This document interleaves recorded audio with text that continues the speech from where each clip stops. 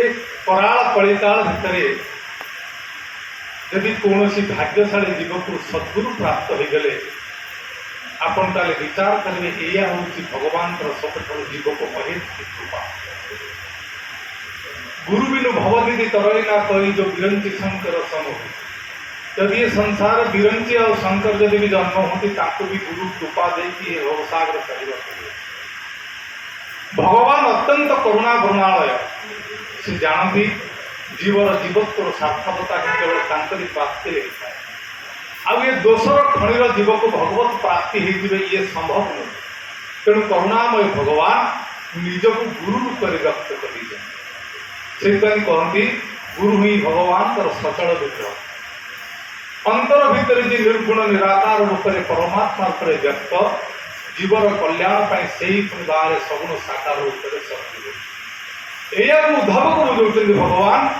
आचार्य माम बीजानियत नाव मन्यत करिश्चित न मत्य बुद्ध श्वेता सत्वमय सर्वदेवमय मु गुरु भली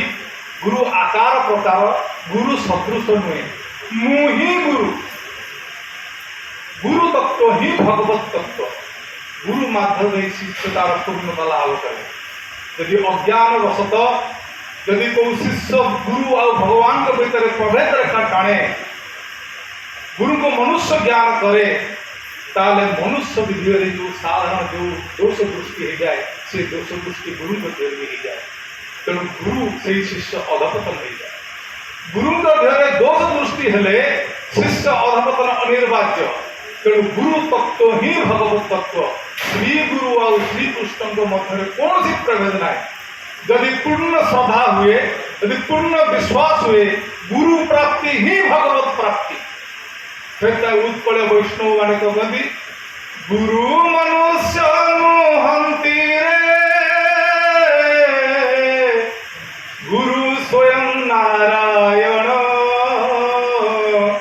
जीव उद्धारण पाई जन कही नाना नाम गुरु मनुष्य नुहे मनुष्य के गुरु हो पारे ना गुरु ईश्वर मानव स्वरूप हेले अकलंक सत्य असरंती भंडार यदि अज्ञान वशत कौ शिष्य गुरु को मनुष्य ज्ञान करे ताले अधपतन सुनिश्चित अखंड मंडलाकार व्याप्तम एन चराचरम चर अचर सबुटी गुरु विद्यमान जाको गुरु लिखे जय श्री गुरु सच्चिदानंद हरि पूर्ण ब्रह्म त्रिजगत हरि यदि गुरु मनुष्य नुहे यदि पंचभूत शरीर नुहे सप्तधातु निर्मित गुरु नुहे मलमूत्र भांग गुरु नुहे गुरु यदि स्वयं नारायण पुणी ये निकुंज गमन दिवस पालन कर यदि गुरु सब आम पाखे अच्छा जी जी अंतर भर निर्गुण निराकार यदि बाहर से सद्गुरुदेव भगव परमात्मा ताले जमी भगवान जमी कृष्णंकर रामकर तिरुभाव दिवस पालन कर जाए गुरु करने कथा कारण गुरु चर अचर सबुठी अच्छा गुरु मायामुक्त केवल आम भली देहासक्त विश्वासक्त पामर जीव को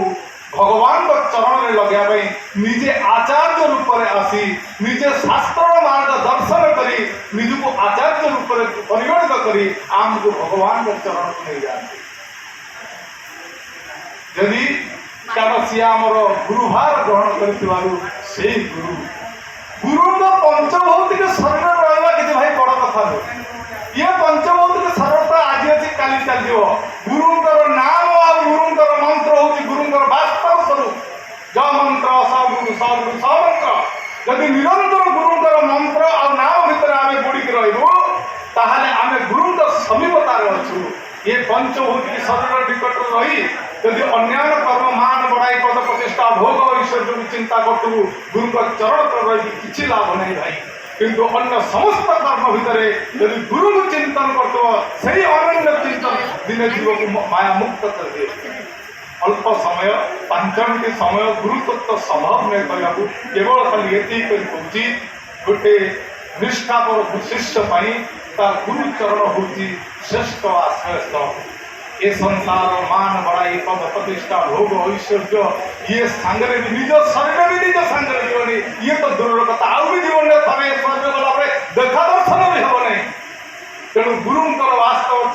ହେଉଛି ଶିଷ୍ୟର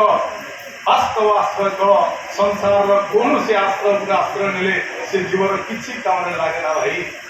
ଅଗାଧ ଜଳରେ ମତ୍ସ୍ୟ ଖେଳୁଥାଏ, ତାକୁ ଅଦକ୍ଷିଣ ପାଇଁ ଯଦି ସ୍ଥଳଭାଗକୁ ପାଇଲେ ତା ପ୍ରାଣ ଯେମିତି ଛଟପଟ ହେଇଯାଏ, ସେମିତି ଗୁରୁଙ୍କର ନାମ ଯଶ ଗୁଣ ଚିନ୍ତାରେ ଶିଷ୍ୟ ନିରନ୍ତର ତାକୁ ଯଦି ପାନ କରେ, ସେଇ ହେଉଛି ତାର ସର୍ବସ୍ୱ। କାରଣ ଭାଇ दुनिया में लाखों का मेला जुड़ा, हमसा जब जब उड़ा तो अकेला उड़ा। ये संसार ये सब थिव संसार भीतर उड़ीते हंस उड़ी चलीज आर पुनर्स्मृति देखा नहीं, आपको पुनर्दर्शन देखा नहीं। ये बोले गुरु उपदेश अटे तो सर्वस्व दृढ़ भाव ताफल प्रभु प्रेम लगे लगान गोटे रथ से शेष संबल। यही हूँ जीवन शेष संबल, यही हूँ शिष्यर शेष संबल। केवल ही केवल गुरु चिंतन में गुरु आश्रय जीवन अतिबाहित हो जाए। तेणुक समस्त आज गुरुदेव चरण में पवित्र करुणा समस्त